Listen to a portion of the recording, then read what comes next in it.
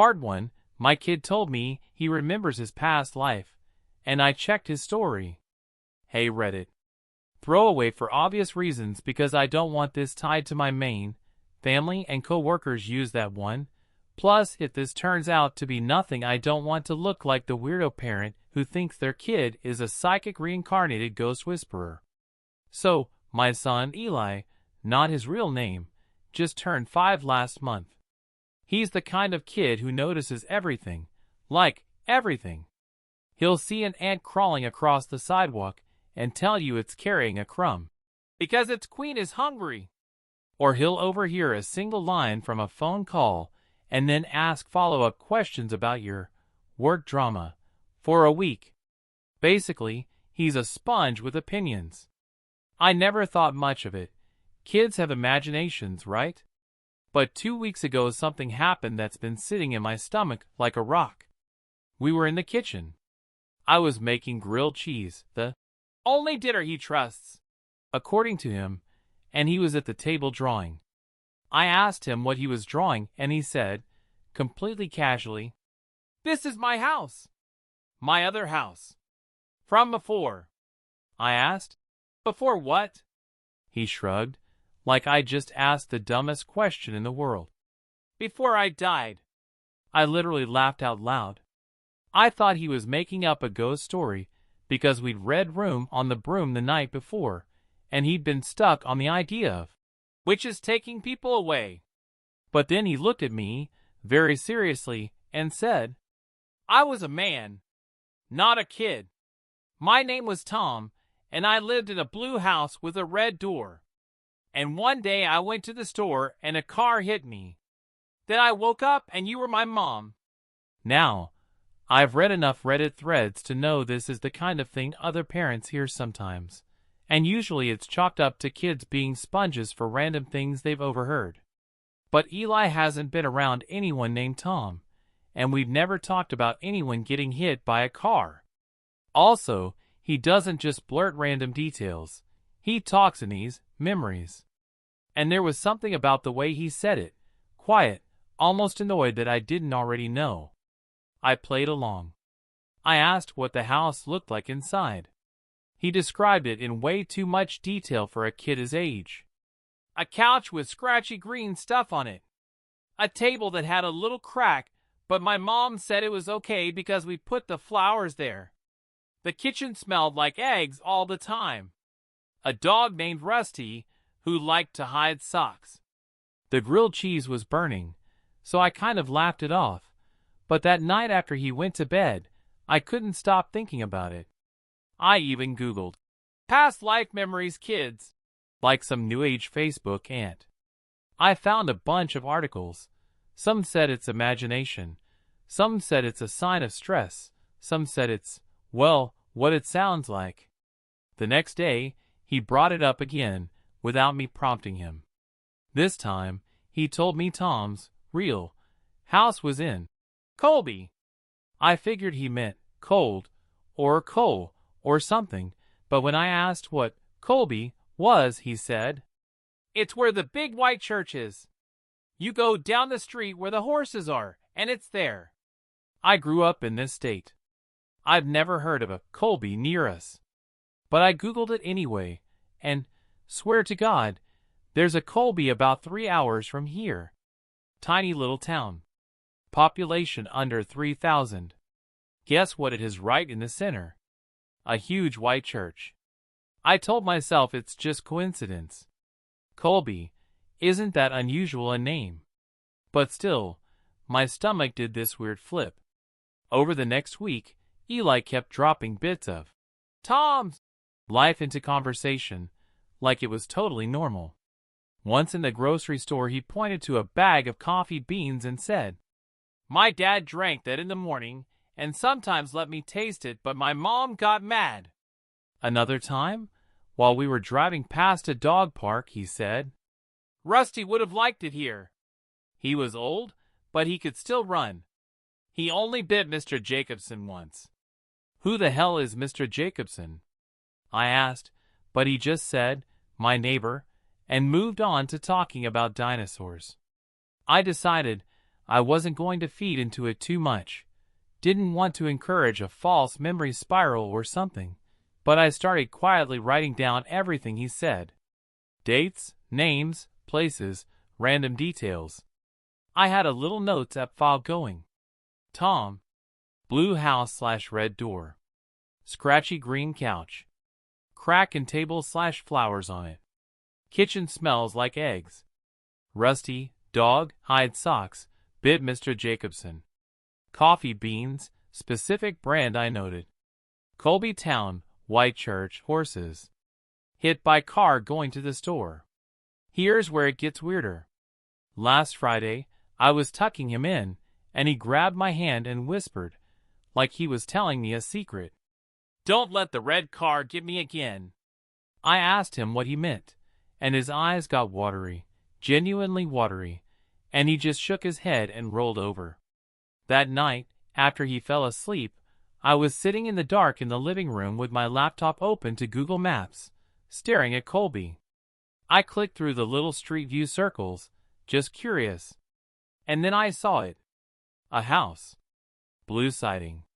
Red door. Across the street, a small convenience store. And right on the corner, you guessed it, a crosswalk. I swear I stopped breathing for a second. I told myself I'd had a long week, that I was being an idiot, that of course somehow somewhere would fit the description. But here's the thing, the street was called Jacobs Road. Mr. Jacobson. Now I was actually scared. Like, full-body goosebumps scared. I'm not a paranormal person. I'm not religious. But there's a huge difference between your kid saying creepy stuff and finding evidence. I decided I'd call it a night, close the laptop, and just sleep on it. But I couldn't sleep. I kept replaying his little voice saying, "Before I died," like it was nothing. Eventually, around 2 a.m., I made myself a plan. I was going to drive to Colby. Not with Eli. I'm not dragging him into my weird investigation. I'd just see the place, maybe talk to some locals, get it out of my system. I told my partner the next morning that I needed a little solo trip to clear my head. Didn't mention why. I left Saturday before sunrise with a travel mug of coffee and a notebook full of all the weird little details Eli had given me. The drive was uneventful, mostly farmland, occasional tiny gas stations. I rolled into Colby around 9 a.m., and it was exactly the kind of town you picture. One main street, a diner, a hardware store, the church towering over everything. I found Jacobs Road. I found the house. It looked older than in the street view pictures, like the paint had faded. The red door was chipped. But it was there. I parked a block away and just stared at it for a long time. And then I saw the neighbor. He was an older man, white hair, watering plants in his yard. And on the mailbox in front of him, it said Jacobson. That's where I'm going to leave this part, because what happened next is, well, I'm still trying to wrap my head around it. Part 2 coming soon. Part 2, my kid told me he remembers his past life, and I checked his story.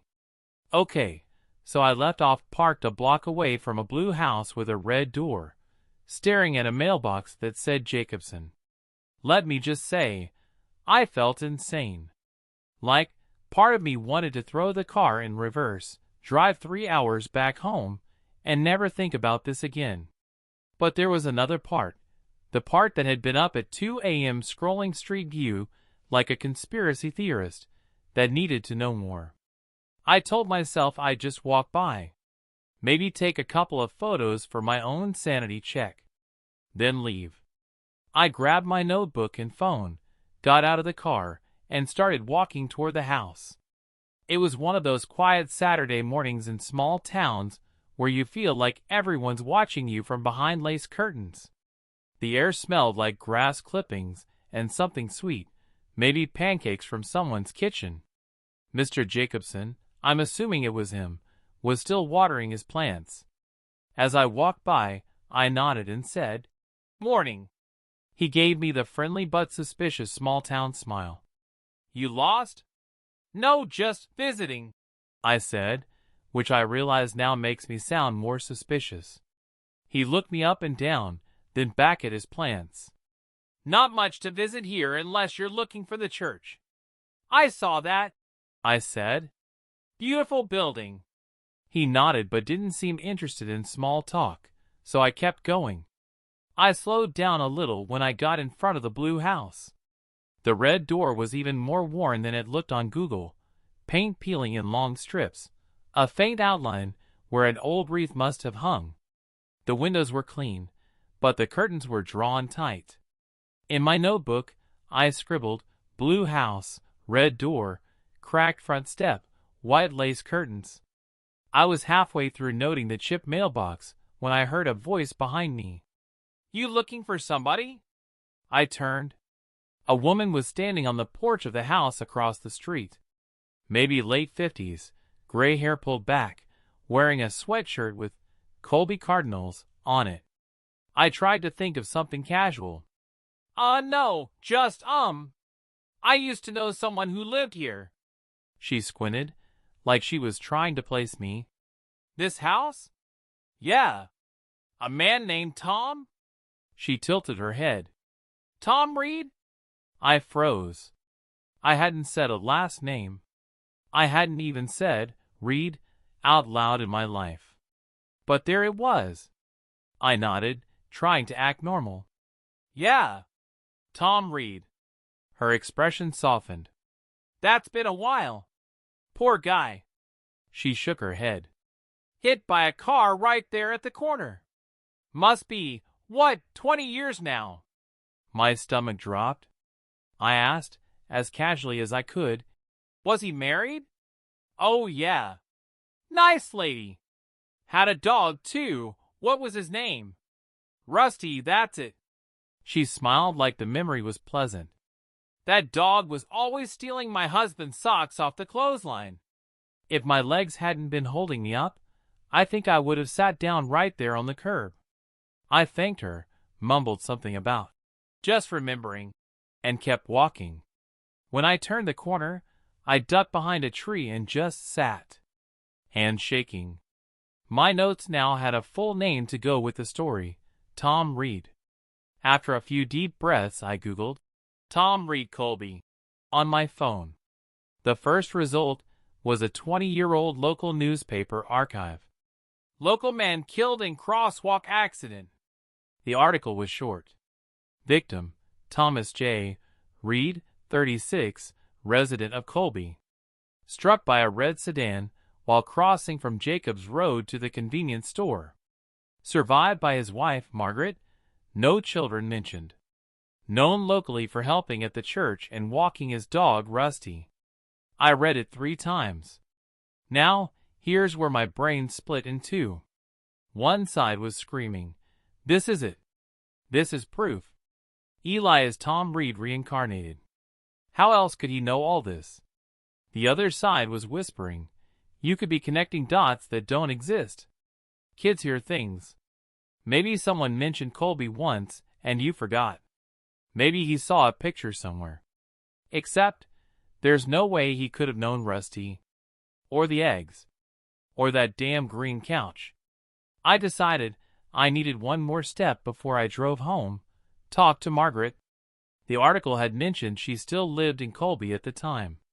A quick search pulled up a Margaret Reed, listed on a street not far from where I was sitting. I walked back to my car, drove past her house once, small, well-kept, with flower boxes in the windows, and then parked half a block away. I sat there for 10 minutes, trying to decide how to even begin that conversation. "Hi, my 5-year-old thinks he used to be your dead husband." Felt not ideal. Eventually, I walked up to her door and knocked. A moment later, a woman opened it, late 50s, maybe 60, with kind eyes and that same small-town guardedness. "Yes?" she asked. "Hi, are you Margaret Reed?" She nodded slowly. "My name's O.P. Name. This is going to sound strange, but I think I might have known your husband. A long time ago. She studied me for a long moment, then opened the door a little wider. Well, come in then. Her house smelled faintly of coffee and lemon cleaner. She led me into the living room, and there it was. The green couch. Scratchy-looking fabric, floral throw pillows. Exactly as Eli had described. I almost forgot why I was there. We sat. I said I'd heard stories about Tom from someone and wanted to know more. She smiled at first, talking about how he used to fix things for neighbors, how he could never remember where he put his reading glasses. She told me about Rusty, who'd passed away years before. Then I asked, carefully, about the day of the accident. Her face tightened, but she told me, red sedan, rainy day, Tom was crossing to buy milk. The driver was a teenager, terrified, and Margaret had never blamed him. Every detail matched. Finally, I asked about something Eli had never mentioned. Did your kitchen smell like eggs? She laughed, a little startled. Oh, God! Probably. Tom made scrambled eggs almost every morning. Drove me crazy because the smell never went away. She shook her head, smiling. I can't believe you remembered that. I didn't tell her it wasn't me remembering. After maybe half an hour, I thanked her and left. Walking back to my car, I felt like my brain was buzzing, part adrenaline, part disbelief. I had a name, a place, verified facts, and a son who'd known them without ever being here. The drive home was a blur. I kept replaying Margaret's words in my head, the way she smiled when talking about Rusty. It was like I'd been given a key to a locked door in someone else's life, and my kid had handed it to me. That night, after Eli was asleep, I sat at the kitchen table with my notes spread out. I added everything I confirmed. Tom Reed, 36, Colby, blue house/red door. Green couch. Crack and table, I hadn't seen it, but Margaret mentioned. Tom breaking the table leg once. Rusty.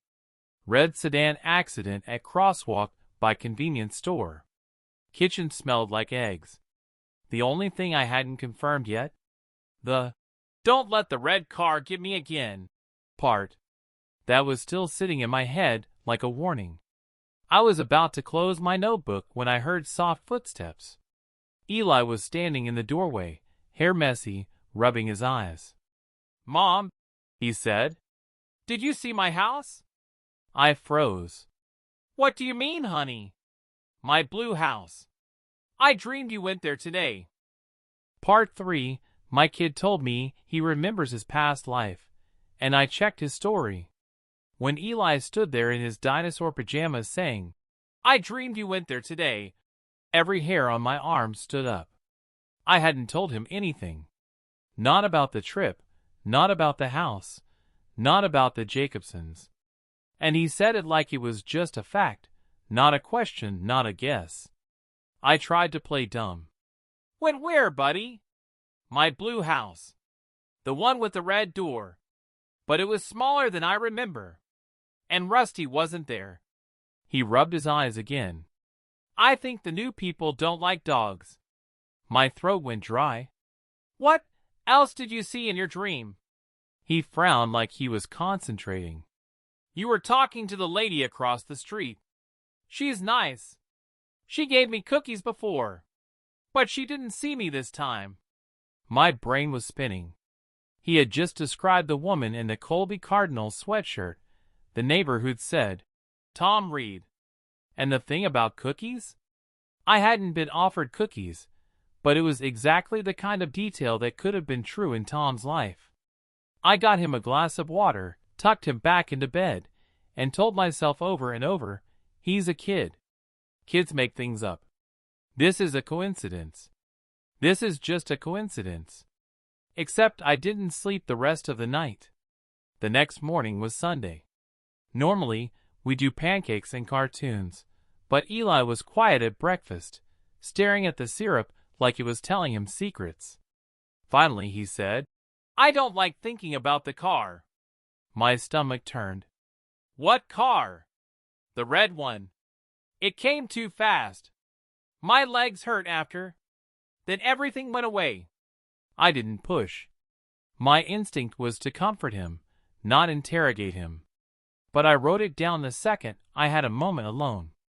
That afternoon, while Eli napped, I went full rabbit hole. Old Colby newspapers, accident reports, anything I could find.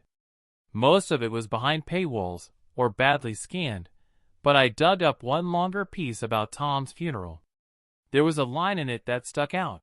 Witnesses say the vehicle appeared to accelerate suddenly before the collision. Accelerate? That wasn't in the first article. That wasn't just an accident. It got under my skin. Over the next week, the weirdness intensified. Eli would randomly call me Margaret by mistake. Once, while we were driving, he pointed out a model of car, a 90s red Ford Taurus, and said flatly, "That's the one." When I asked, "The one what?" he just shook his head. 2 nights later, he woke up screaming. I ran in, heart pounding, and he was sitting up in bed, pointing at the window. "It's here," he said. I looked outside. Nothing but our dark, quiet street. "What's here?" "The red car. It's waiting." I pulled him into my lap and rocked him until he calmed down, but I couldn't shake the image. Was he dreaming? Hallucinating? Or was there some thread between whatever happened in Colby and my son now? I decided to call Margaret again. I told her I'd been thinking about Tom's accident and had some questions. She was polite but cautious. I could tell the subject still hurt. When I asked if the driver had been speeding, she hesitated. "They said it was an accident," she said finally. "But Tom was right in the crosswalk. And some folks said they saw the car slow down, then speed up. I didn't want to think about it. The boy who was driving, his father was on the council. It was complicated." Something in her voice made my skin crawl. I thanked her and hung up. But now there was this sick possibility turning over in my head. What if Tom's death wasn't entirely innocent? That night, Eli came into the living room while I was folding laundry. He held one of my socks and said, "Rusty would have hidden this." Then, almost like he was switching subjects in his own head, he looked at me seriously. "If you see the red car, don't go to the store." I asked why. "Because last time, I thought I could make it, but I couldn't." I didn't want to tell him I'd been to his store. I didn't want to tell him I'd stood in the exact spot where Tom died. But the more he spoke, the more it felt like this wasn't just him replaying a past life. It was him trying to warn me. Warn me about what, though? That I'd get hit? That history would repeat? That there was someone still out there? The final straw came last Thursday. We were walking back from the park. It was dusk, the sky the deep blue where streetlights just start to flicker on. As we reached the corner by our street, Eli froze. "What is it?" I asked. He pointed. Down the block, under a street lamp, was a car idling. An older model, red. My first irrational thought was Ford Taurus, but I couldn't tell from that distance. Eli squeezed my hand hard. "That's it. That's the car." The engine revved once, softly, like whoever was inside was tapping the pedal. I told myself not to panic. I led Eli quickly toward home, my heart slamming in my chest. When we got to our driveway and I glanced back, the car was gone. That night, after Eli fell asleep, I sat in the dark with my laptop open and my notes in front of me. I thought about the acceleration in the article. The councilman's son. The possibility that someone, somewhere, remembered Tom Reed's death as more than a tragic accident. And now, somehow, my 5-year-old son was tangled in it. I haven't gone back to Colby since. Margaret called me once more to say it was nice meeting me, and that if I was ever in town again, I should stop by. I don't know if I will, Part of me wants to ask her flat out if she believes in reincarnation. Part of me doesn't want to know her answer. Eli still mentions Tom sometimes. Less often now. Sometimes he mixes it into his play. His action figures will have Tom as a character who goes to the store and has a dog named Rusty. Sometimes he says things that stop me cold, like, "It's better this time. You're a nicer mom." I'm writing this because I don't know how much of it is in his head and how much of it isn't. And I don't know what to do if I ever see that red car again. TLDR, my son started talking about his other life as a man named Tom in a blue house with a red door. He gave me details I later confirmed in a real town hours away. I visited, found the house, met the widow, and verified almost everything, including that Tom died in a red car accident under strange circumstances. Now the red car has shown up near our home. If this post disappears, I guess you'll know the red car came back. And if you ever find yourself driving through Colby, maybe don't stop at the store on the corner of Jacobs Road. Just in case.